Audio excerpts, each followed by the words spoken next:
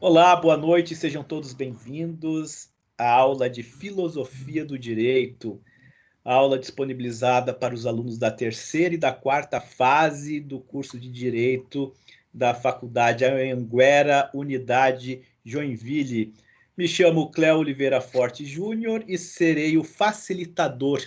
Estarei junto com vocês para essa grande jornada que é a filosofia, ok? Vocês têm acesso ao AVA. Eu consultei o AVA agora há pouco, junto com o representante da turma de vocês, que é o Felipe. Lá já está disponível uma pré-aula explicando o que é filosofia. Tem um videozinho bem legal explicando o que é filosofia. Lá também tem um questionáriozinho para saber o quanto você já está inteirado dentro da filosofia, certo? Vocês lá têm acesso ao KLS, que o Felipe já deve ter passado para vocês também. O KLS, ele vai ser o livro que nós vamos seguir durante esse semestre, nesse curso de filosofia. Eu vou seguir o livro, tá? O plano de ensino ainda não está disponível nem para mim, eu não tive acesso ao plano de ensino, mas acredito que essa semana já vai subir para o AVA também o plano de ensino, tá? Mas eu vou seguir o livro, certo? Então leiam os capítulos do livro que a gente vai sempre discutir.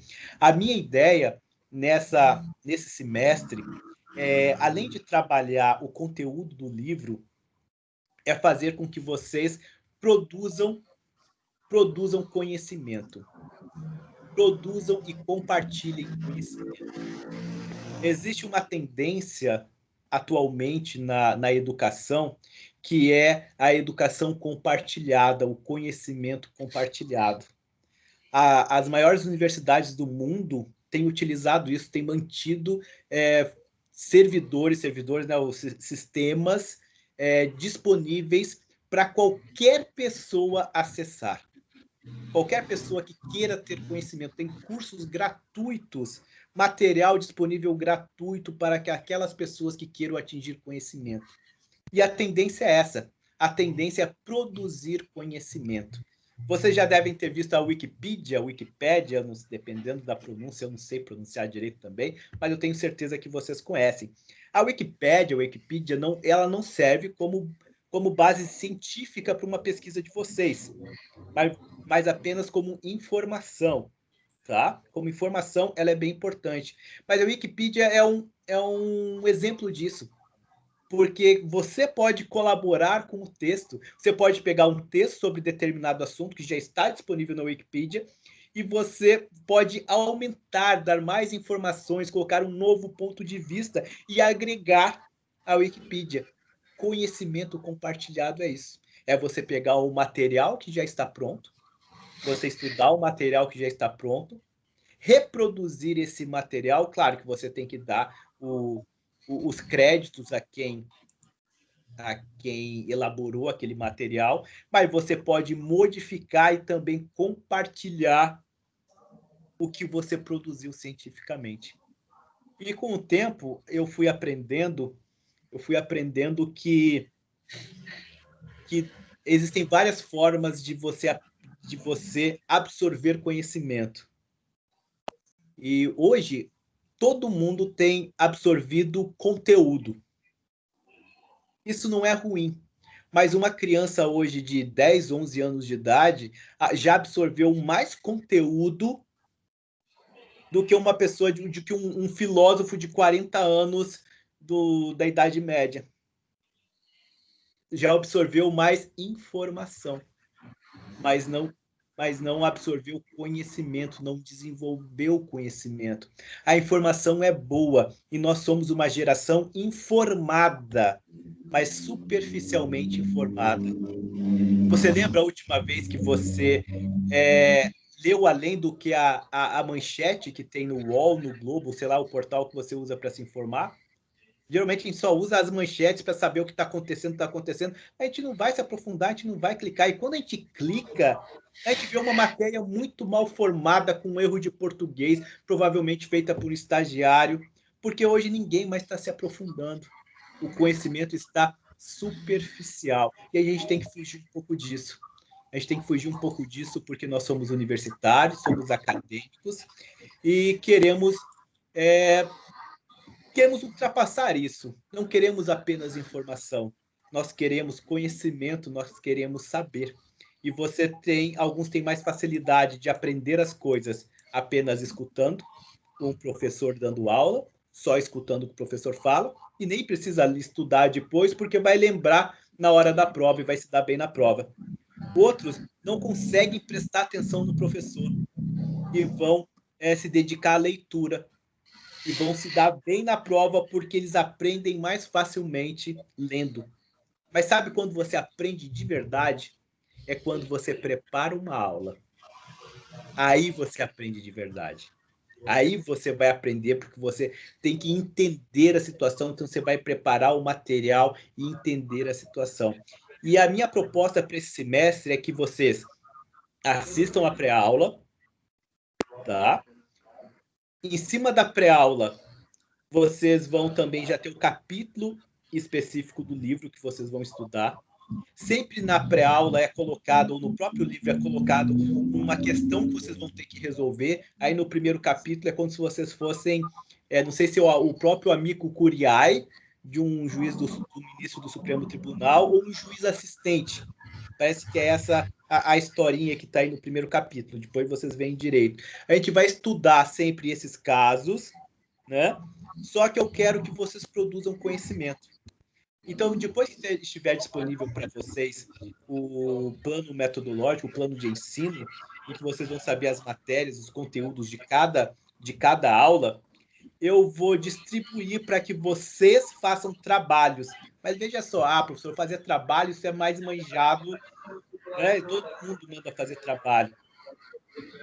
Mas veja, o trabalho que nós vamos fazer, ele é um pouco diferente. Porque não vai ser um trabalho que será engavetado. Você não vai se preocupar em fazer um trabalho que o professor mal vai ler, só para ganhar nota e que vai engavetar e quem sabe nem veja, e você produziu alguma coisa para ganhar o fundo de uma gaveta para sempre. Não vai ser assim. Eu quero que você faça um trabalho produzindo conhecimento para compartilhar. Eu quero que você compartilhe conhecimento.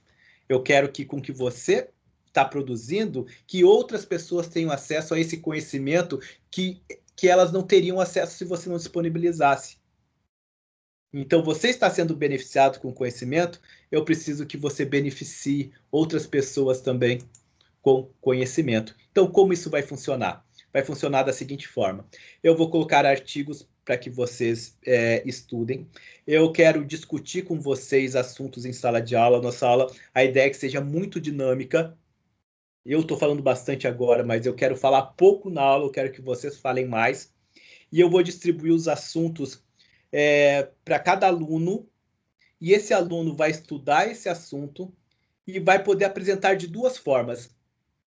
Vai poder apresentar ou em sala de aula, como o professor está fazendo agora, explicando em sala de aula, ou vai poder produzir um vídeo, que eu acho mais interessante, que você produza um vídeo de 5 a 7 minutos, e você vai disponibilizar aqui na aula ao vivo, você vai disponibilizar esse vídeo, vai disponibilizar a sua tela, ou vai mandar para mim, eu vou disponibilizar aqui. Então, a sua aula, esse vídeo vai ser disponibilizado aqui na aula ao vivo, e você vai decidir se vai disponibilizar no seu canal do YouTube, ou se vai deixar que eu disponibilize o seu vídeo no meu canal do YouTube, para que todas as pessoas que queiram saber sobre o assunto tenham acesso ao conhecimento. Ou seja, o que você produzir não vai para o fundo de uma gaveta. Pessoas serão beneficiadas com o que você vai produzir e você vai aprender, porque você vai se dedicar para que outras pessoas aprendam. E quando a gente faz isso, a gente aprende também. Então, eu vou dar um exemplo. Nós vamos estudar o período pré-socrático, nós vamos estudar sobre Platão, vamos estudar sobre, eu não sei se entra Habermas, mas entra Alex, que é né, os filósofos mais contemporâneos. Nós vamos estudar São Tomás de Aquino. Então, são vários filósofos que nós estudaremos. Então, eu vou colocar assim, tipo, Felipe, você vai fazer uma aula para mim de 7 minutos falando sobre São Tomás de Aquino, qual o pensamento dele, o que o pensamento dele influenciou. E o Felipe vai escolher se vai falar aqui na sala de aula, virtual aqui para todos nós, ou se ele vai gravar um vídeo que vai disponibilizar aqui e depois vai poder disponibilizar no canal dele. Você pode virar Dá um licença youtuber. um pouquinho, professor. Pois não, Natasha, pode falar. Eu estou olhando o meu AVA aqui Aham. e eu vi que eu já cursei essa matéria. Na verdade, eu já validei com outra graduação que eu fiz. Então, eu peço licença para o professor. Fica à vontade, Natasha. Vou sair da reunião, tá? Mas se o professor precisar passar algum recado para a quarta fase, pode me utilizar ali no WhatsApp, que eu passo para o pessoal. Farei isso. Obrigado, Natasha. Por nada, foi um prazer conhecê-lo. E se quiser assistir alguma aula, fique à vontade também, tá bom? Muito obrigada. Nada. Tchau, tchau. Tchau. Então, você vai produzir conhecimento. Isso é muito legal. Produzir conhecimento, ajudar outras pessoas. E veja só que legal, você vai mandar para sua mãe, para o seu tio, para o seu amigo. Você olha só que legal o vídeo que eu produzi aqui. E depois nós vamos assistir todos juntos isso e eu vou colaborar com vocês. E um colega seu vai poder assistir o vídeo que você fez e transformar o vídeo que você fez, melhorar. O Felipe falou sobre São Tomás de Aquino, mas eu vou fazer uma comparação da filosofia de São Tomás de Aquino com o existencialismo, ou vou comparar ele sei lá, com o pensamento de Voltaire, ou com o pensamento de Rousseau, contratualismo. Então você vai utilizar o vídeo dele, vai transformar o vídeo dele comparando o que ele explicou com outra coisa que explicou. Entendeu? Você vai transformar o conhecimento e disponibilizar o conhecimento. Então eu estimo que esse semestre aqui seja bem dinâmico.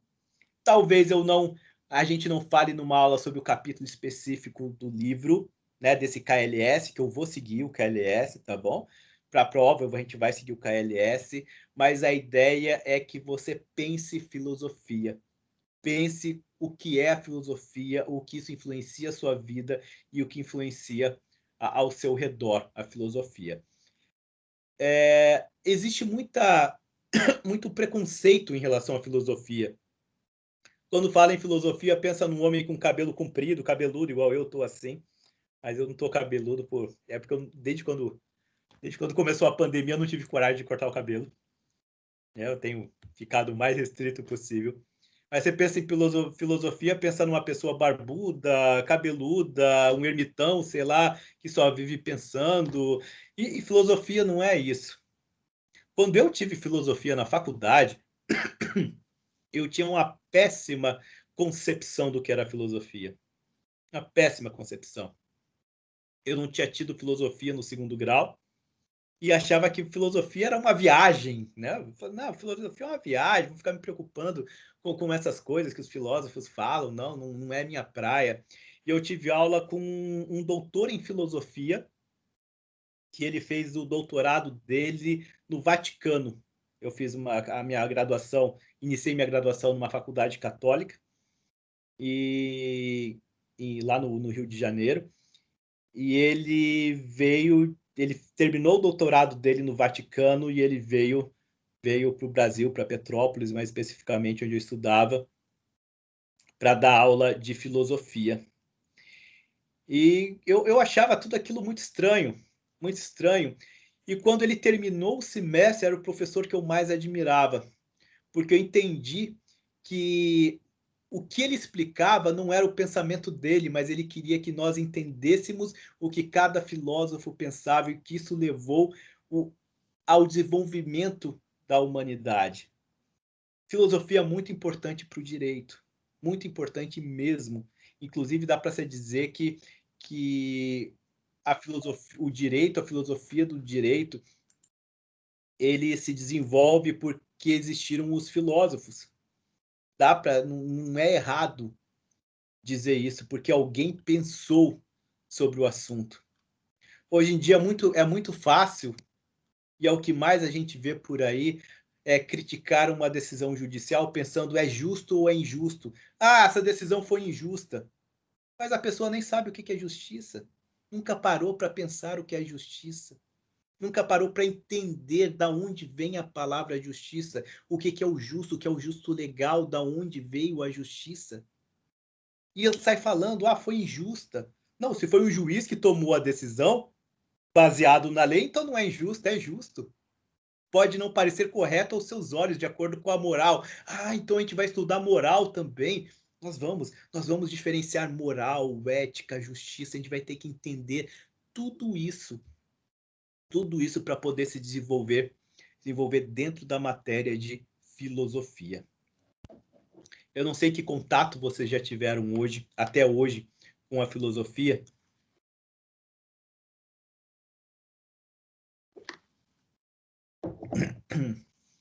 Mas eu queria tirar esse preconceito que existe em relação à filosofia e convidar vocês para uma jornada bem interessante desde o início da filosofia, entender como que o conhecimento se desenvolveu no solo da filosofia. Sem o solo da filosofia, nós não teríamos o conhecimento que nós temos hoje. Eu não estou falando de informação.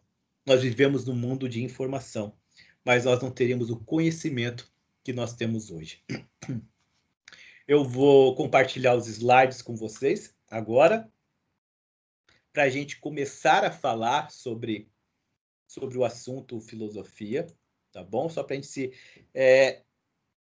só para a gente entender o que é filosofia. Só que a maior parte da aula eu vou deixar aberto para que vocês falem também, tá bom? Então, deixa eu procurar aqui o slide. Eu já disponibilizei o slide para os representantes de turma.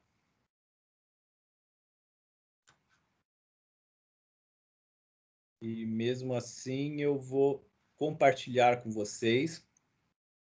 Tudo que a gente vai falar no slide, eu não tirei o slide, eu não montei ele baseado no livro, no KLS. Só que eu sei que todos esses assuntos são citados no livro, no KLS de vocês, tá? Então, sigam o que está no livro, assistam a pré-aula, façam os exercícios de pós-aula. Eu só estou abrindo aqui o meu PowerPoint para disponibilizar para vocês. Ok, já consegui abrir. E agora eu vou disponibilizar a minha tela com vocês.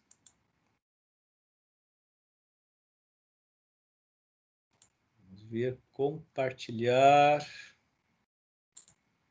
Tem lugar errado aqui, área de trabalho. Ok, conseguem visualizar?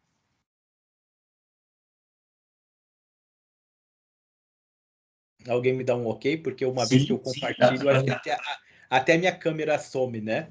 Acho que minha câmera automaticamente some e aparece só o conteúdo. Tá o conteúdo e o senhor aqui, professor. Estamos dois? Então tá bom. Que legal que tá o conteúdo. Eu não consigo. Mas que bom. Então veja só. Filosofia do direito. Vocês sabiam que a coruja é o símbolo da sabedoria? Olha que coruja bonita. A coruja é o símbolo da sabedoria. E isso vem da tradição grega, porque ela era vista como a ave de Atena. Atena era a deusa grega, né, da sabedoria, e que o correspondente a isso na mitologia romana era Minerva. Vocês já ouviram falar de voto de Minerva? Já ouviram falar de voto de Minerva, né? É o voto de desempate. É o voto de desempate que cabia à deusa da sabedoria. O voto de desempate, dizer o que era o correto. Por isso que existe o nome voto de Minerva. Veja só que interessante. A gente aprende que muitas coisas que nós utilizamos hoje têm uma origem, têm um porquê. E é baseado em mitologia, coisa que a gente sabe que não existiu, né? Que não existia, mas mesmo assim influencia o nosso dia a dia. Por que a coruja é vista como símbolo da sabedoria? Porque a coruja é aquela que tem uma atitude desperta, ela não dorme, ela fica o tempo todo alerta e E essa busca pelo conhecimento, essa busca pelo saber, estar sempre alerta ao que está acontecendo ao nosso redor, tentando entender o que está por trás de tudo o que acontece. Por isso que é simbolizada a filosofia, ela é simbolizada pela coruja. Um dos, dos pais da filosofia, digamos assim,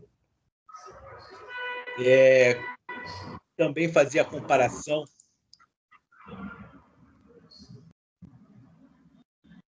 Só um pouquinho, ativar um mudo aqui. Ok, também fazia a comparação entre o filósofo, um forte, como está nesse desenho à direita aqui, e um monastério. Ele falava que o filósofo poderia ser comparado ao forte e também comparado ao monastério. Isso é uma visão holista, né? Uma visão holista, como se fala, é uma visão completa. Quando a gente fala em holística, a gente não está falando de algo sobrenatural, algo assim. Geralmente a gente associa, né? Mas holista não. Holista se fala quando se fala do ser completo, não como ser dividido. Quando fala do ser completo, isso envolve o seu físico, o seu mental, o seu emocional, a sociedade em que você vive, onde você está inserido, a situação, pandêmica em que você vive. Isso é uma visão holista, tentar enxergar tudo como um todo. Então ele faz essa associação com um forte, porque diz que o guerreiro precisa estar numa posição privilegiada, o comandante precisa estar numa posição privilegiada para saber aonde está o inimigo, por onde o inimigo vai atacar, como ele vai fazer a sua defesa, como ele vai montar a sua estratégia de batalha. Então ele tem que se distanciar da batalha para poder montar a sua estratégia de batalha para ser vencedor. Em relação ao monge, Pitágoras explica que os monastérios eles ficam geralmente em lugares mais altos, em lugares distantes, fora do convívio das outras pessoas, porque os monges entendem que eles precisam se distanciar do cotidiano das pessoas. Então fica num espaço entre a terra e o céu, entre o humano e o divino, entre o humano e o divino, ou entre o humano e o sobrenatural. E com esse distanciamento da situação, consegue entender melhor a situação, consegue analisar melhor a situação.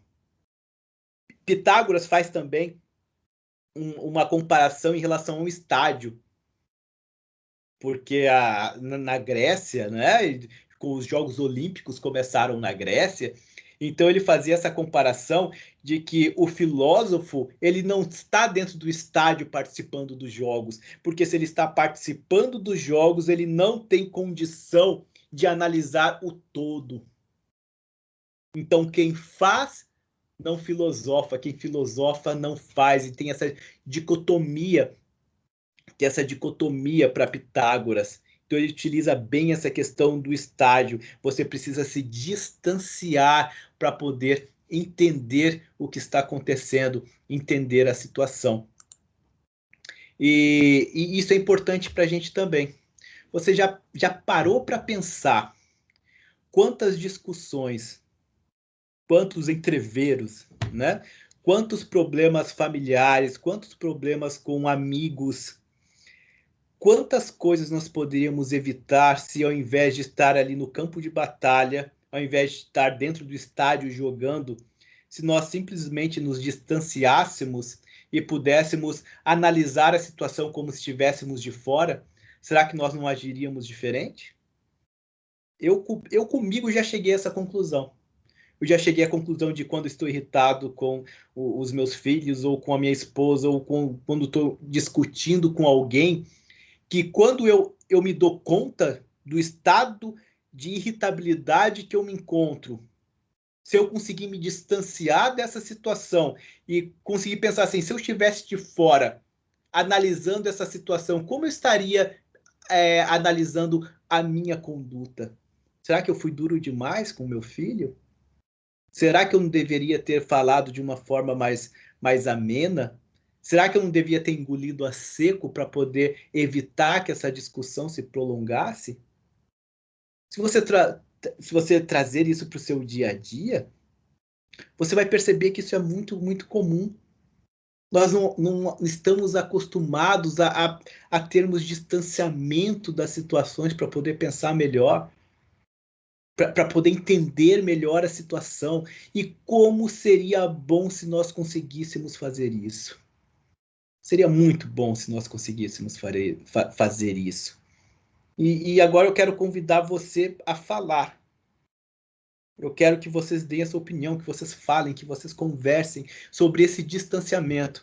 Essa ideia de que o filósofo obrigatoriamente tem que estar distanciado, isso já foi um pouco superado, né, na filosofia moderna, dizem que o filósofo tem como se distanciar, entender e depois agir e modificar o jogo dentro do estádio, ok? Mas eu queria conversar com vocês neste momento sobre isso, sobre distanciamento, de se distanciar para poder entender a situação.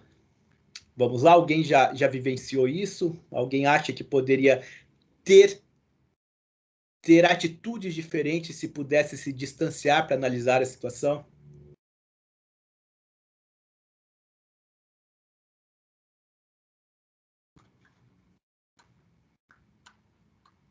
Alô? Podem falar. Oi.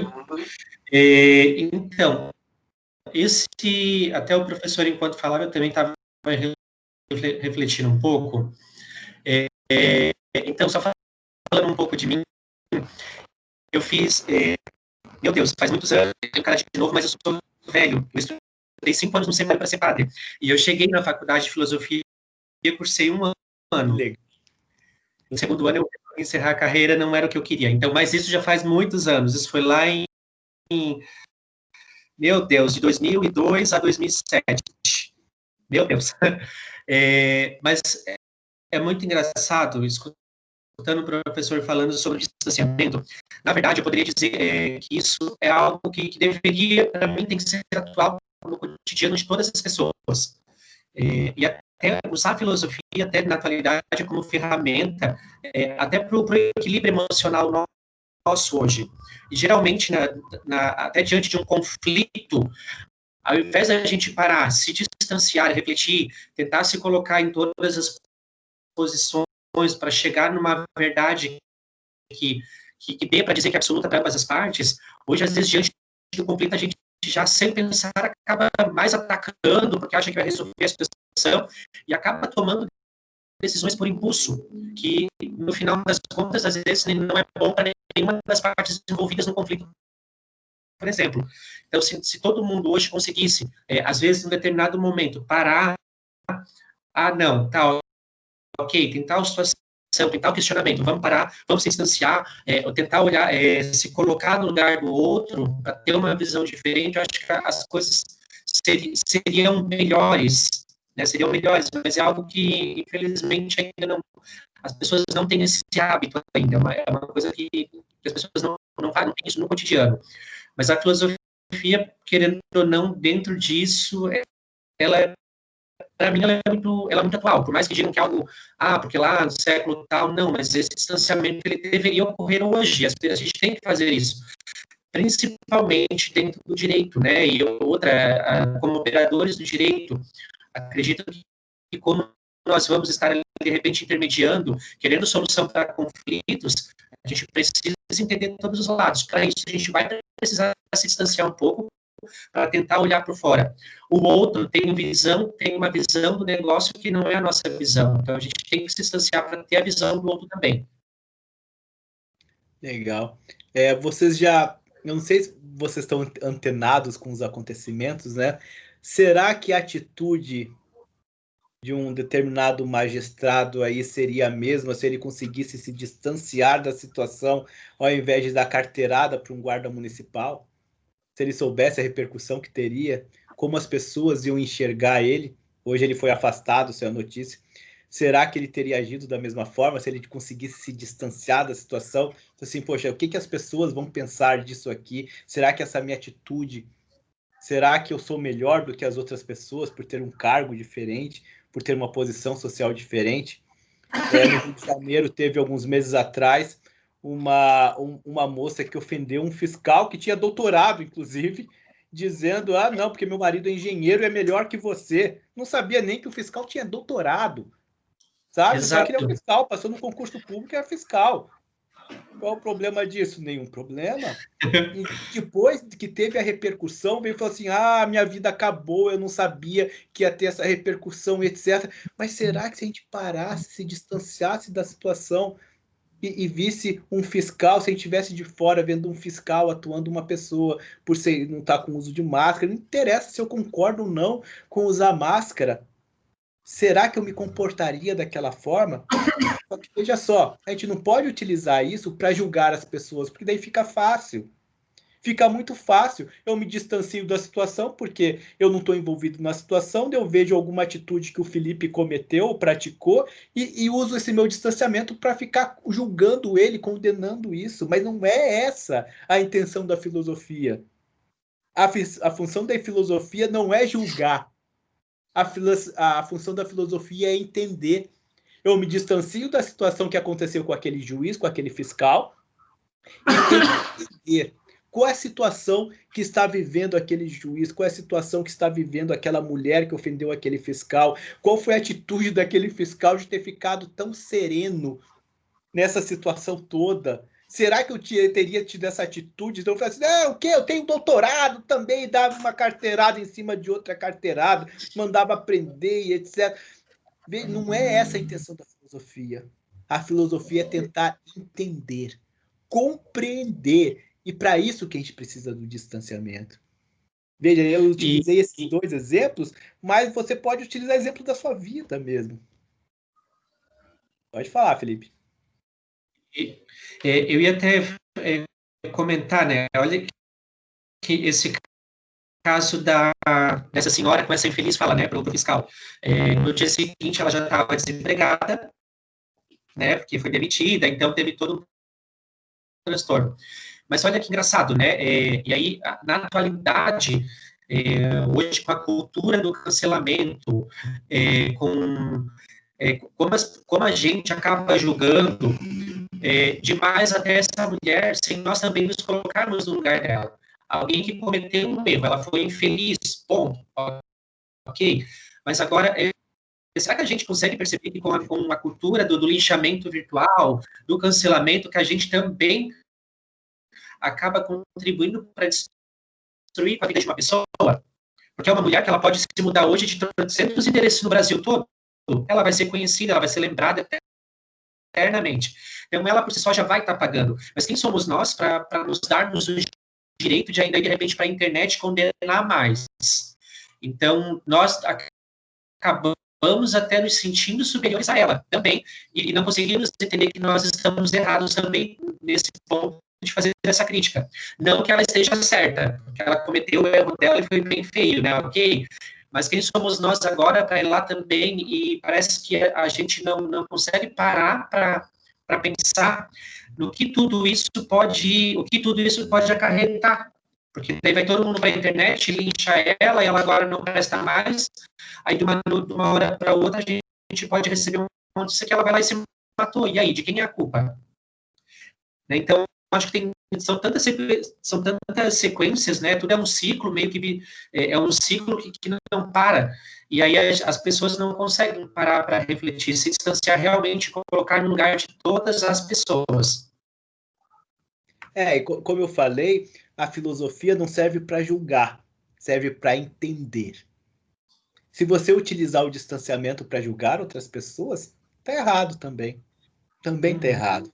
Você pode se distanciar para entender a situação, entender aquela situação não fazendo parte. E a gente vive numa polarização hoje. Tudo ou é de esquerda, ou é direita, ou é cloroquina, ou não é cloroquina, e etc. Que as pessoas estão tão envolvidas nisso. Tem pessoas familiares que não se falam mais porque cada um escolheu um partido, ou de ser de direita, uma posição. E deixa afetar isso dessa forma de amigos não se falarem mais por causa disso. certo? Se envolvem, então não conseguem se distanciar para entender que essa situação, uma hora vai passar, uma hora a esquerda está no poder, outra hora tá a direita está no poder, uma hora é uma filosofia, uma forma de pensar, outra hora é a forma de pensar, e a história está cheia disso. E a vida continua. Né? Não conseguem se distanciar, querem julgar a atitude do outro, não porque a sua atitude é de esquerda, porque a sua atitude é de direita, porque é fascista, não, porque é comunista, e tantas outras coisas, como se não existisse outra coisa além disso, sabe? Então a gente precisa se distanciar sem fazer julgamento, a gente precisa se distanciar para entender o momento em que nós estamos vivendo, entender o momento em que estamos vivendo. E estamos, como na filosofia nós vamos estudar também religião, né? Ou vamos estudar várias coisas. Na Bíblia tem um verso que diz o seguinte, que fala assim, que eu aprenda a contar os meus dias. O que isso significa? Que eu aprenda a saber o momento em que eu estou vivendo, o período que eu estou vivendo. E para eu aprender a saber a contar os meus dias, eu tenho que me distanciar. Tenho que me distanciar para saber qual momento da vida eu estou passando. As coisas estão difíceis hoje, e no passado a gente tem a tendência de romantizar o passado, né? A gente modifica as nossas memórias afetivas, a gente romantiza, no passado eu era feliz. Mas se você olhar para trás, se pudesse ter um vídeo de como você estava vivendo naquele momento, você estava infeliz também, achando que o passado era mais feliz. Porque a gente vai romantizando isso, a gente não consegue se distanciar. Para aprendermos a contar os nossos dias, nós temos que nos distanciar. Então eu vou passar para o próximo tópico agora, né? Eu utilizei essa metáfora, né, que foi utilizada por Pitágoras sobre o filósofo, o forte e o monastério, para a gente entender também que a visão, ela não pode ser mais aquela visão de que a soma das partes dá um todo. O filósofo não analisa dessa forma. Se nós analisarmos o conjunto das partes para chegarmos a um todo, nem sempre vai dar a verdadeira concepção do que é o todo. Às vezes, somar várias coisas não significa um conjunto perfeito. Então, a nossa visão deve ser entender as coisas como um todo, e não como as coisas como separadas, como se juntar todas as coisas separadas vai dar um todo. Inclusive, na educação, essa concepção está sendo diferente. Por muito tempo aqui no Brasil, e continua assim, nós temos essa separação, essa fragmentação cartesiana, né? De que temos aula de geografia, aula de história, aula de matemática, aula de biologia, aula de química, como se fosse um monte de coisas separadas, e que nós devemos aprender essas coisas separadas, porque no nosso dia a dia nós vamos viver as coisas todas separadas. Mas não, quem vive as coisas separadas? A gente não vive as coisas de forma separada. Todas essas matérias que nós aprendemos na escola e as matérias que vocês estão aprendendo aqui na faculdade, você não pode entender isso como se fossem coisas separadas, porque na sua vida as coisas não virão separadas de forma cartesiana. Elas vêm tudo em um conjunto, vêm de uma forma só.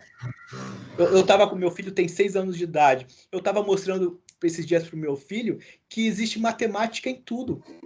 E ele não conseguia perceber isso, que existe matemática em tudo. Ele falou assim, nessa parede aqui não tem matemática. Eu falei, não? Qual é o formato dessa parede? Ele falou assim, isso daí é um losango. Ou né, não era um quadrado perfeito, era um retângulo. Essa parede aí é um retângulo. Então, um retângulo é o quê? Uma forma geométrica, geometria matemática. Então existe matemática em tudo também.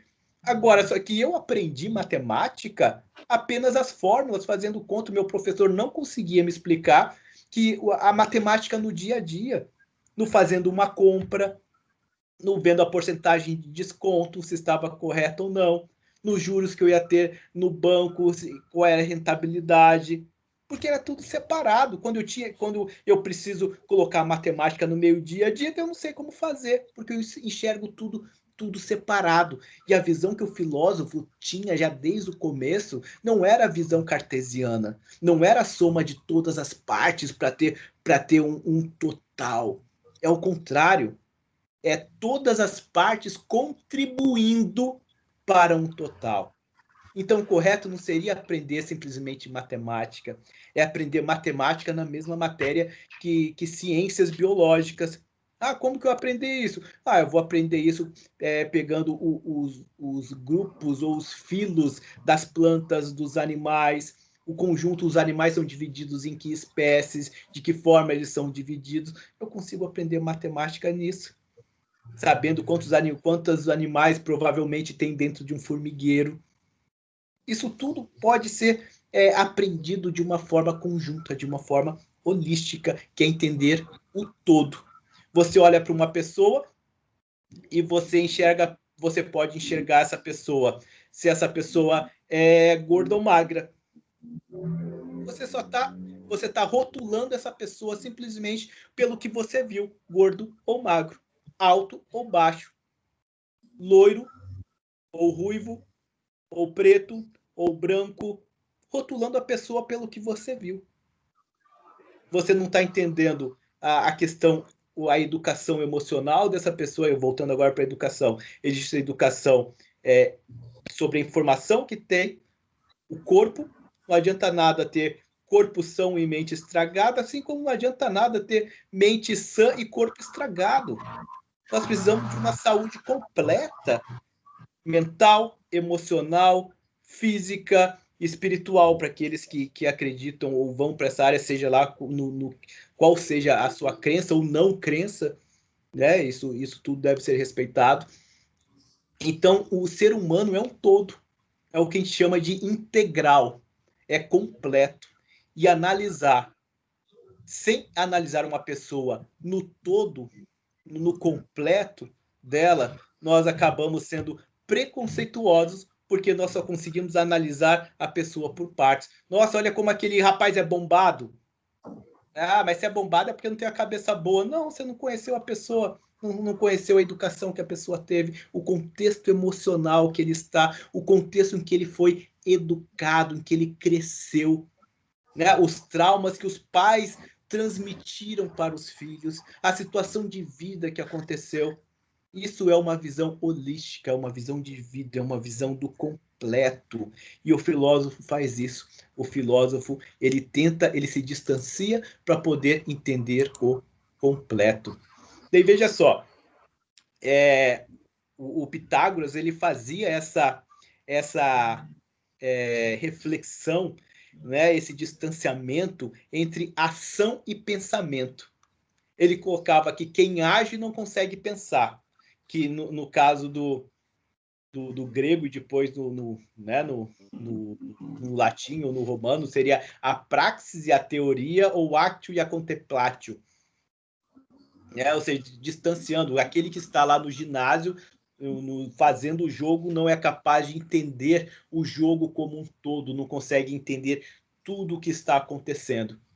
Como eu falei isso, hoje a filosofia já derrubou um pouco esse pensamento de Pitágoras, porque a filosofia hoje já entende que é possível você analisar o mundo, você entender o mundo e agir para ter algum tipo de modificação. Mas mesmo assim, ainda hoje se discute essa dicotomia entre ação e pensamento, entre prática e teoria, entre ação e contemplação. E aí que nós caímos na questão do que significa filosofia. Veja, nesse slide aí, nós temos essa história interessante de Pitágoras, porque as pessoas falavam que Pitágoras era sábio. E Pitágoras falava assim, não, veja, eu não sou sábio, porque o sábio é o sabedor de todas as coisas, e eu não sei todas as coisas. E cada vez que eu tento estudar mais todas as coisas, mais eu chego à conclusão de que eu não entendo todas as coisas. Porque quando eu descubro uma coisa, eu estudo ao máximo aquela coisa, Quando eu estudo ao máximo aquela situação, eu descubro que tem um ramo daquela situação que eu posso estudar mais ainda para poder entender. Então, eu nunca vou entender de todas as coisas. Eu nunca serei sábio porque eu nunca entenderei de todas as coisas. Então, ele falava assim, eu não sou um sábio, eu sou um filósofo. Eu sou um amigo da sabedoria. Eu sou eu sou um amigo da sabedoria, eu sou um amigo do saber. Eu procuro a sabedoria.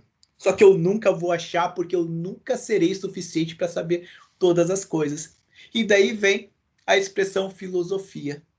Vem daí, filosofia. Amigo da filosofia, o amante da filosofia, o que gosta da filosofia, o que busca a sabedoria, né? O que gosta da sabedoria, o que busca a sabedoria. E é interessante o pensamento de Pitágoras, porque Salomão, né, um rei hebreu, né, um rei judeu, Salomão, ele falava isso também, que buscou a sabedoria, procurou a sabedoria, e ao final da vida dele, ele já havia estudado botânica, geologia, havia estudado astronomia, havia conhecido tudo que era possível dele conhecer, que ele tinha acesso. E ao final ele falou assim, e depois de ver todas as coisas que alguém pode ter, de ter toda a riqueza que alguém pode ter, de ter todos os bens que alguém pode ter, ele falou assim, tudo é vaidade. Não adianta eu ter todo o conhecimento, porque tudo é vaidade, inclusive a busca pelo conhecimento, a busca pelo saber, porque ele viu que era impossível chegar à completude do saber, à completude do conhecimento, porque o saber sempre vai se desenvolvendo cada vez mais, ele vai abrindo um ramo a mais daquele conhecimento, vai se descobrindo algo diferente. Então é interessante a gente fazer esse link com Salomão e com outros autores que falam, tem essa mesma ideia de Pitágoras.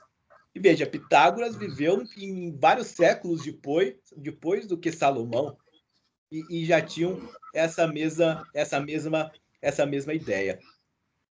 Então, voltando aqui, ó, a preocupação de Pitágoras é com o fato de que a percepção do todo não é dada àquele que atua, que age, que pratica ou que exerce alguma atividade. Então, enxergar com distanciamento, ter a visão completa do horizonte, adentrar todos os quadrantes do observado, são características daquele que contempla e não daquele que age. Imiscuído que está com os procedimentos da ação e com os reflexos e resultados da mesma. Então, como você consegue se distanciar de uma discussão que você está tendo, se você está no calor da discussão? Se você está irritado com a discussão, se você é provocado, você começa a ficar irritado e nervoso e tenta agir e não consegue pensar. Não é isso que acontece com a gente? Quando a gente está numa situação dessas? Quando você está num momento de irritabilidade ou num momento de pressão? Né? Aquela pressão exerce uma influência tão grande em você que você não consegue pensar de forma correta, não consegue se distanciar. É isso que Pitágoras está explicando também em relação à filosofia.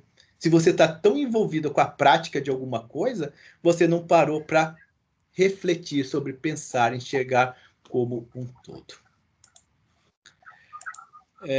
Bom, nós temos poucos slides aqui em seguida. Aqui eu coloquei sobre investigar, especular e questionar. A filosofia permite o questionamento, abrindo espaço para outros horizontes, introduzindo novas possibilidades, rediscutindo premissas e princípios, fundando um sentido explicativo para as coisas, reavaliando o que parece sólido e consensual, abrindo abordagens diferenciadas para as questões antigas. Enfim, no lugar de decidir, a proposta da filosofia é investigar. Ao invés de agir, a proposta da filosofia é especular. No lugar de aceitar, a proposta é questionar. Veja só que interessante isso. A proposta é questionar. A proposta da filosofia não é ter razão, é fazer você pensar. A proposta da filosofia é fazer com que você reflita, é fazer com que você entenda, é questionar.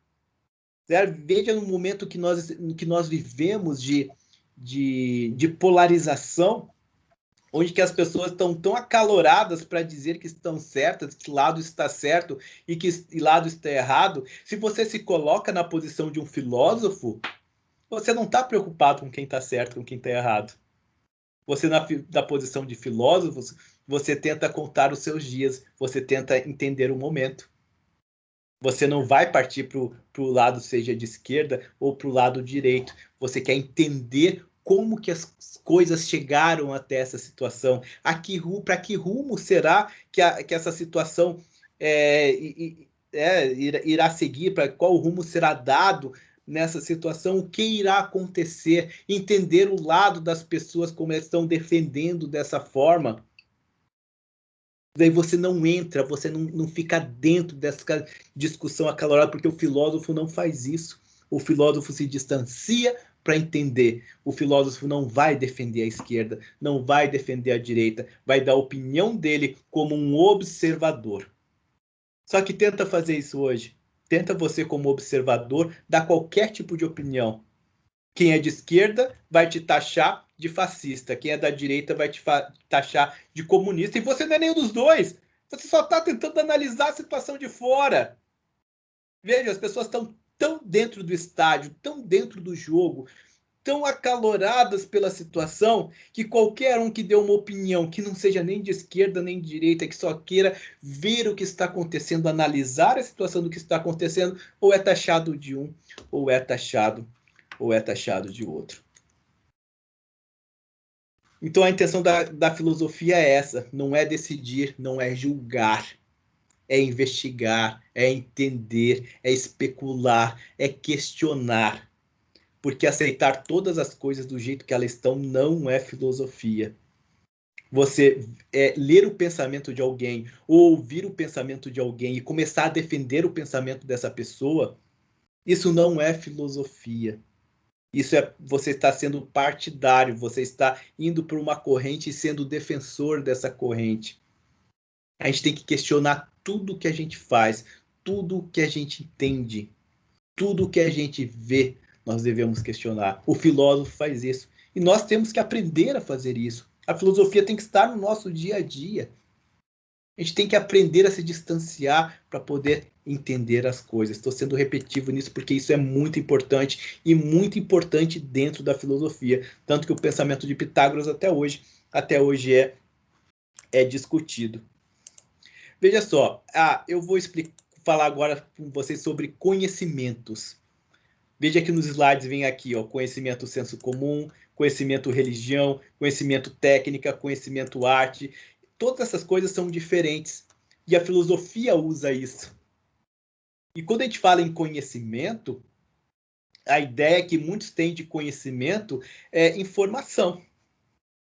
E conhecimento não é informação. A gente pode saber um monte de coisa superficialmente. A gente pode saber tudo o que está acontecendo. Tudo o que está acontecendo de forma superficial. E as nossas relações não têm sido assim também? A gente não tem nos relacionado com outras pessoas também de forma superficial? A gente acha que a internet nos aproxima de todo mundo, realmente nos aproxima de todo mundo.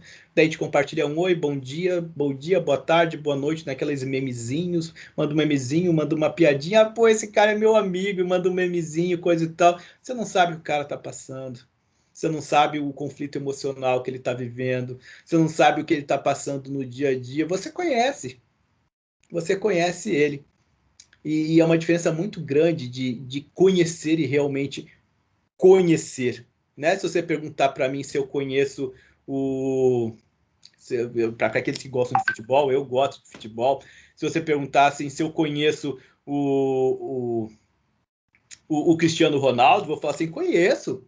Eu sei quantos títulos de melhor do mundo ele já conseguiu, quantas taças, né, quantas chuteiras de ouro ele já conseguiu, pelos times que ele jogou. Eu sei muito do histórico do Cristiano Ronaldo, a dedicação que ele teve, pro desempenho físico que ele tem, a performance que ele tem.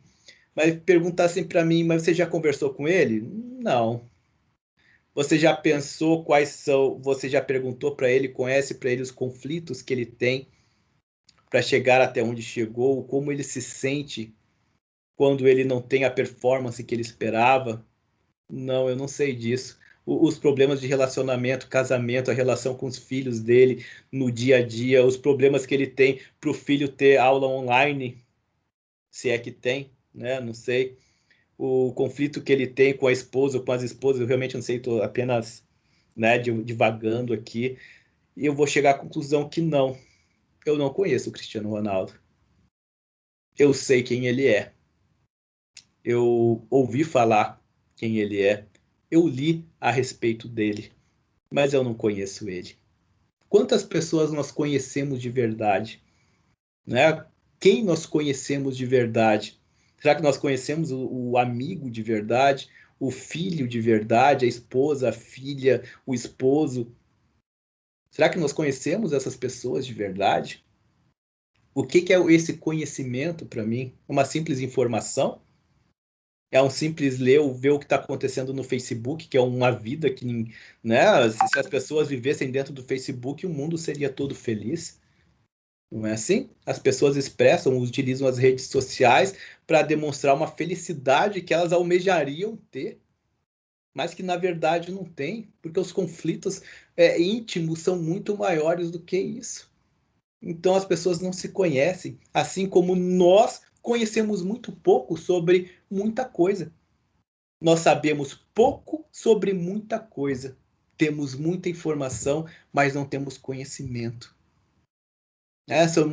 Conhecemos tudo de forma superficial. Não temos o conhecimento aprofundado das situações. E o conhecimento ele vai se dividir em várias coisas. Né? Ah, mas professor, você não falou da visão holista? Sim, eu falei da visão holista, mas quando a gente estuda filosofia, existem várias expressões dentro da filosofia que são utilizadas que nós temos que entender. E isso acaba sendo a divisão do conhecimento. A divisão do conhecimento. Se você pensar nos tempos remotos, as pessoas entendiam conhecimento de uma forma diferente. Você pegar a Grécia, a mitologia grega é uma mitologia riquíssima. Né? Todas aquelas histórias da mitologia grega, aqueles que gostam de ler essas histórias, tem cada história interessante. E a gente utiliza hoje expressões. Aquele cara é muito narcisista. Você sabe quem foi Narciso? Conhece a história de Narciso? Ele chegou a se afogar dentro do rio porque ele estava se olhando a imagem dele, não conseguia parar de olhar a própria imagem, caiu dentro do rio. Só que eu estou passando apenas uma informação, porque existe toda uma história que foi construída em cima desse mito Narciso. E as pessoas falam em narcisismo como sinônimo de alguém que gosta de si mesmo, que gosta de se embelezar e etc. E não entende o que a filosofia vem trazendo atrás disso. Então se explicava disso. Por que nós chamamos de Via Láctea o nosso sistema solar? Por que nós chamamos de Via Láctea? Veja, láctea tem a ver com o quê? Com leite. Não é? Então, entendiam que naquela época que do seio da deusa caiu uma gotinha de leite. E você já viu? Tenta colocar numa bacia de água um copo de leite e pingar uma gotinha de leite. Não vão fazer círculos que vão se distanciando? Então, o formato da Via Láctea é assim, como se fosse caindo o leite do seio da deusa e formando em círculos. Deu o formato da Via Láctea. Daí o nome Via Láctea, porque eles entendiam dessa forma. Eles não entendiam astronomia como hoje se entende astronomia. Então o conhecimento foi se modificando com o tempo. E daí surgiram os mitos, daí surgem as religiões. E veja só, eu não estou comparando religião com mito, porque a gente vai ver que são coisas diferentes. Tá? O papel da religião é fundamental no desenvolvimento da humanidade. Respeito àqueles que têm uma religião e aqueles que não têm uma religião também. Eu tenho a minha crença, eu tenho a minha religião, mas respeito aqueles que não têm e consigo entender as coisas com uma visão com uma visão do que era, do que é, do que é aceitável, do que não é aceitável, de uma forma racional em cima disso. Mas isso sempre foi muito importante. Num tempo se acreditava, no caso Copérnico e Galileu, eles foram julgados porque eles diziam que o Sol era o centro do universo. Hoje a gente sabe que o Sol não é exatamente o centro, né? Ele está deslocado, existe um outro ponto que seria o centro do universo, mas o que eles queriam dizer é que os planetas todos giravam em torno do Sol, até que chegou o momento que ele teve que renunciar a isso. Não, eu estava errado, porque a igreja pressionou ele para negar o que ele cientificamente já tinha chegado a uma conclusão. Então, o conhecimento vai se desenvolvendo e é por isso que a gente tem que entender todas essas ramificações, o que significa toda essa situação de conhecimento. Veja só, senso comum. O que seria o senso comum? O senso comum é formado por noções superficiais, geralmente assistemáticas, ou seja, sem um sistema, né? É uma visão assistemática sobre o mundo e absorvida pelo homem enquanto interage com o mesmo. Ou seja, o homem interagindo com o homem interagindo com o seu próximo. O conhecimento de senso comum é um conjunto de juízos não aprofundados, retirados da experiência cotidiana com as coisas. Seu perigo encontra-se no fato de que nem tudo que se presume, nem tudo que se pressupõe, de que nem tudo que intui como correto ou como errado realmente o é. Carece da busca das causas, não tem método nenhum, é impotente por falta de provas, não tem testemunhos a respeito. Então, as deficiências do senso comum despontam com recursos insuficientes para averiguar a realidade, um fenômeno, um sentido. Porém, as impressões que estão dentro desse bojo do senso comum, as desconfianças das investigações, dessas desconfianças pode surgir o saber científico, porque vão surgir indagações. Se puder discriminar os conhecimentos em fases e etapas, o senso comum é a primeira etapa do conhecimento em relação à sabedoria, em relação ao conhecimento humano, à sapiência humana. Então, isso é o que a filosofia entende como senso comum. Eu quero exemplos, porque eu quero que vocês me ajudem agora. Eu quero exemplos do que seria senso comum, um exemplo prático. É senso comum que determinada coisa. Eu vou dar um exemplo aqui, eu quero que vocês me deem exemplo. É senso comum de que...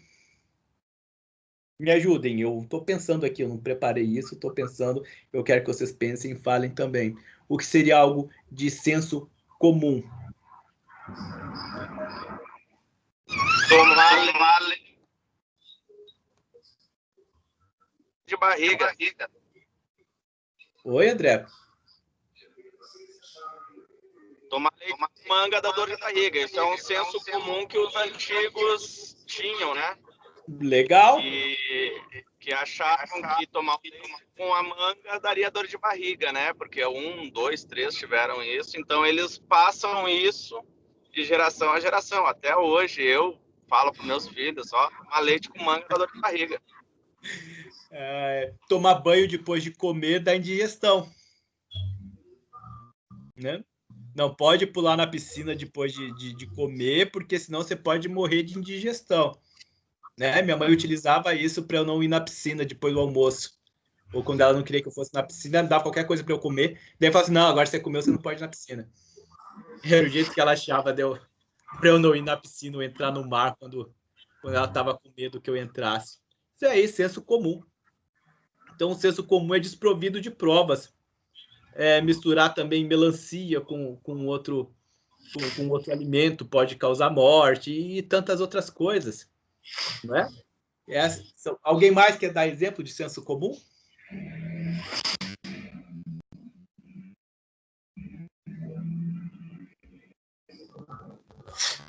Alguém mais? Não? Então tá, vamos continuar então a próxima. Religião.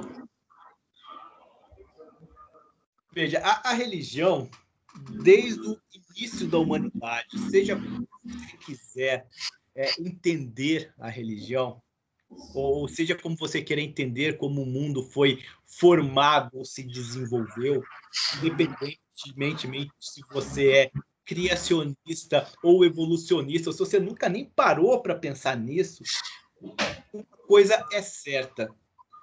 A coisa certa é que desde os primórdios, desde o início da humanidade, existe a concepção de religião, do místico, do espiritual, da fé. Isso nós vimos na mitologia, isso nós vimos na história. Nós vimos que vários povos foram movidos baseados na sua fé e baseados na sua religião. Se a gente tentar entender o mundo hoje, vamos tentar entender de Abraão. Abraão teve mais filhos, mas os filhos mais conhecidos de Abraão, que surgiram as grandes nações, foram Ismael e Isaque. De Ismael surgiram os povos árabes, que nós temos como religião hoje, né, o islamismo. De Isaque, nós temos toda a linhagem do povo que veio o hebreu por causa de Abraão, e temos o povo judeu, o cristianismo vindo de Isaque. O judaísmo, depois uma ruptura, continuando o judaísmo, depois o cristianismo, o protestantismo, e se dividindo em várias religiões que nós temos hoje. Se você olhar, a maior parte da população mundial está nessa dicotomia entre o Islã e o cristianismo. São as religiões monoteístas, e em termos de estatística, são as maiores religiões do mundo. Daí nós temos as religiões ou filosofias de vida orientais, que daí tem budismo e outras filosofias de vida também, que por mais que eles não aceitem serem chamados de religião, digam que seja uma ausência de religião, mas por outro lado, eles admitem a possibilidade de um ser sobrenatural. Então veja só, a religião move, você querendo ou não, você aceitando ou não, você acreditando ou não, move o mundo. O que você acredita move o mundo. O que você acredita move você. Você é movido pelo que você acredita. E você tem que acreditar numa coisa. Fala assim, não, eu sou completamente cético. Eu não acredito em nada. Então você está acreditando numa concepção de que não existe religião, que não existe sobrenatural. Então as coisas aconteceram de alguma forma, provavelmente pelo acaso. E você não tem provas científicas de que o mundo surgiu pelo acaso, de que as coisas acontecem pelo acaso. Então, se você não tem prova científica, você acredita. Você crê. Você tem fé de que as coisas foram feitas dessa coisa. Então você tem fé em alguma coisa. E isso te move. No que você acredita te move a praticar coisas boas e coisas ruins. Quantas pessoas já morreram, quantos povos foram maltratados, quantas pessoas foram escravizadas em nome de uma crença, em nome de uma religião. Isso é um fato. Não estou dizendo que foi certo, que é errado, analisando quando eu não estou fazendo nenhum juízo de valor a respeito disso. Eu estou apenas nos colocando dentro de um contexto, de que a religião, a fé, o que você acredita, tem movido as pessoas no mundo inteiro, tem movido nações, tem movido atitudes, tem movido crenças populares e até o que a gente tinha falado antes do senso comum. Tem movido até o senso comum de um povo protestante, ou que nasceu do protestantismo, no caso, os Estados Unidos, né, o berço das religiões não católicas, né, protestantes, cristãs não católicas. A concepção deles é diferente da China, que tem a sua filosofia baseada em Confúcio. Veja só que diferente. É diferente a concepção dos Estados Unidos dos europeus. Por mais que o protestantismo tenha nascido na Europa, né, com Lutero e outros religiosos e pensadores daquela época, mas é diferente do cristianismo praticado na América do Norte, né, que foi o berço que se desenvolveu mais rapidamente as religiões cristãs. Então vejam, a fé move pessoas, a fé move nações e a fé move você. No que você acredita não determina não só quem você é, mas no que você faz, no porquê você faz, certo? No senso comum que você tem, nos preconceitos que você tem. E veja, eu não estou falando preconceito de uma forma pejorativa. Eu estou falando pré-conceitos. São os conceitos prévios, são os conceitos que nos são dados desde que somos criança. Seja só a linha de pensamento que você segue ou que você foi educado. Nós somos educados com pré-conceitos. Então, não entenda a palavra preconceito de forma pejorativa. Com pré-conceitos. Os preconceitos podem ser bons ou podem ser ruins, né? Mas são pré-conceitos. São conceitos feitos antes de se analisar completamente uma situação. Então, o que nós temos aqui, ó, reconhecimento humano, né, como religião. A religião geralmente se organiza de forma omnicompreensiva. O que significa isso? Que compreende todas as coisas. Então, tudo que não pode ser explicado pela própria religião é atribuído à fé. Se você não pode explicar, dentro de qualquer religião vai ter isso. Até o momento tem a racionalidade, dentro das religiões tem a racionalidade também, tem as explicações baseadas em alguma coisa, seja no Torá, seja na Bíblia, seja no Alcorão, seja no livro dos mortos, seja qual for o livro sagrado entendido por determinado culto, até um ponto ele vai com a racionalidade. Depois daquele ponto em que não pode ser explicado cientificamente, é alegada a fé, no acreditar naquilo que não pode ser visto.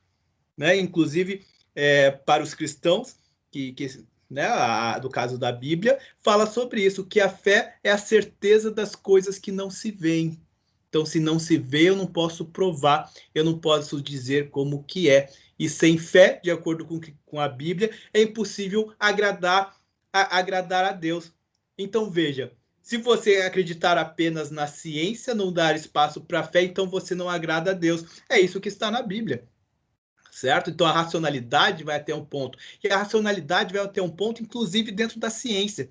Chega um ponto da ciência em que a ciência não se desenvolveu ainda até aquele determinado momento, que chega um momento que tem que acreditar.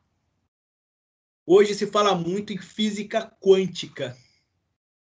Alguém sabe me explicar o que é física quântica? A física quântica foge completamente daquela racionalidade da física. Fala em mundos paralelos, em situações paralelas que podem estar sendo vividas ao mesmo tempo. Ou seja, quem fala de física quântica, na maioria das vezes, finge entender o que seria física quântica para dizer que sabe mais sobre alguém, sobre o assunto. Eu não entendo nada de física quântica e não sei explicar, mas se alguém disser que física quântica explica, eu falo, beleza. Eu acredito que física quântica explica, mas o meu raciocínio não vai até aí. Eu não consigo entender até aí. Então a ciência também tem um limite. E chega no momento do limite da ciência que tem que eu dizer assim, não, nós não temos conhecimento até esse ponto. A partir desse momento, tudo é escuridão para a gente. A gente não consegue explicar. Isso é inexplicável. E daí você tem a opção. Quando parte para o inexplicável, partir pela fé, ou partir do pressuposto que você nunca vai descobrir sobre isso. Apenas 3 ou 4 ou 5 gerações à sua frente vai descobrir sobre do que realmente se tratava isso. Então, a religião seria isso. Então, ao contrário,